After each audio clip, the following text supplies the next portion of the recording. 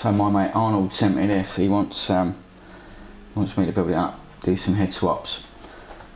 He's a gamer, he's not into the hobby and the painting side of stuff.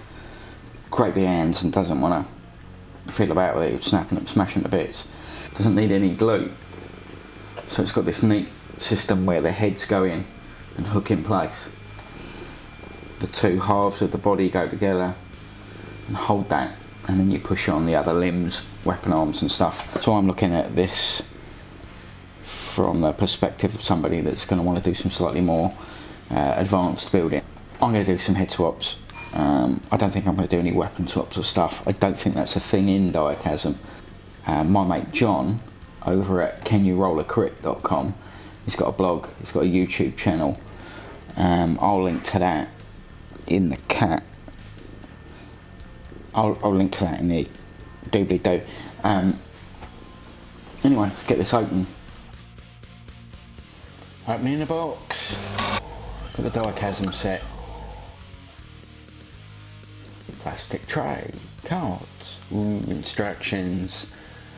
What a thrill this is. Yeah, they're quite diddy. There's only 4 characters. Nice little card, bookmark. Yeah, probably not going to do much with those cards, to be honest. Direchasm really hasn't grabbed me, so somebody down the club will get those. Really nice digital sculpts. Let's have a look. Crisp. Really nice. Got those little dents in the bases that seems to be a thing now. Zarbags Gits, I think that was his name. I had a set of those and they did that. Yeah, shallow ones there. Dents for some of the little terrain pieces that seem to be appearing on people's feet. Got a shield on the back and a loose shield there. A couple of them have got shields in their offhand, it says in the instructions. Nice. Oh look, there's the forearm on the back of the shield. Of course. There's our heads. Right. Enough drilling at them. Right, that's the first one all clipped out. Quite a snug fit with the male and female push fit stuff there. Glad I did it gently because it would have been a bugger to get apart. I ended up cutting it off. The heads have got this little kind of hook element so that as it goes into the body it kind of catches in place, so don't glue that, otherwise you won't get the head in. I mean, obviously you can snip it off, I did on a later one, and it kind of just seems to locate it so that it faces in that direction. If you want to copy exactly what's on the box, I guess you want to do that.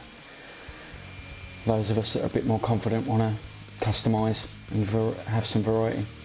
Shields, the sprue gate is really in a funny little spot, so I cut it off long and then got in closer with the clippers once I knew I could get to it easier without, you know, the rest of the sprue in the way. That's something you might want to do when you attempt it. Yeah, well into the second guy now. Girl, not sure.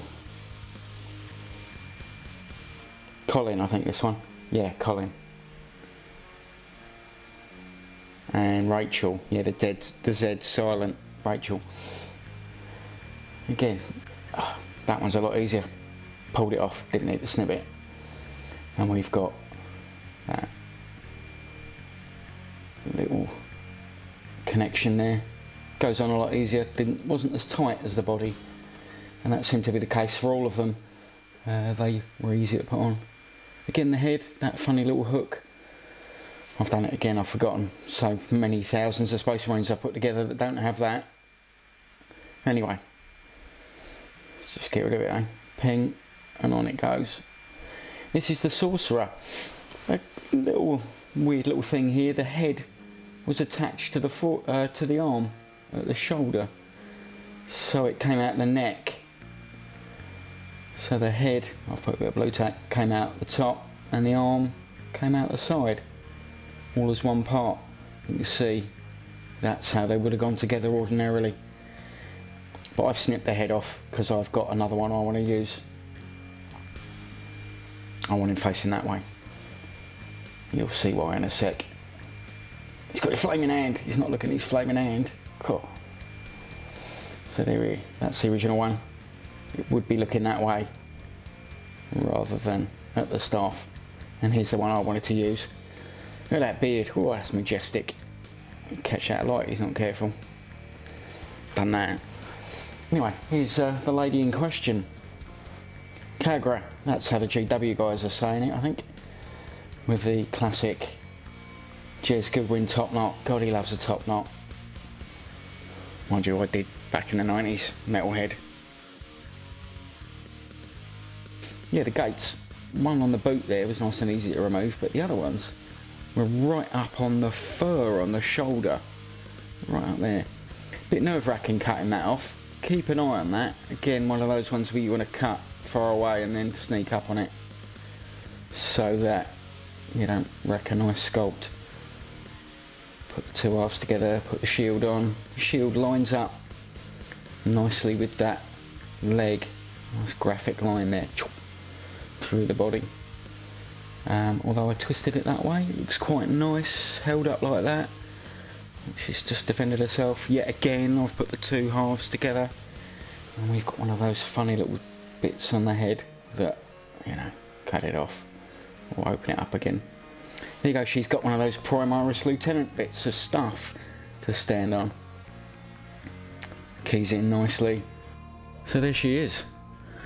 If you want to see these painted nicely, Coat of Paint put a video out recently. Really pretty. For now, here's just some turntable stuff with some nice lights. Don't they look nice? Wait, it's Space Marine. What the? Beardy Wizard. Apparently that's the sister. There's the Lady of the Hour with a top knot. This is Mort's idea, by the way. He's got this idea for this Hero Quest expansion where you play Knockdown Ginger with Chaos Warriors.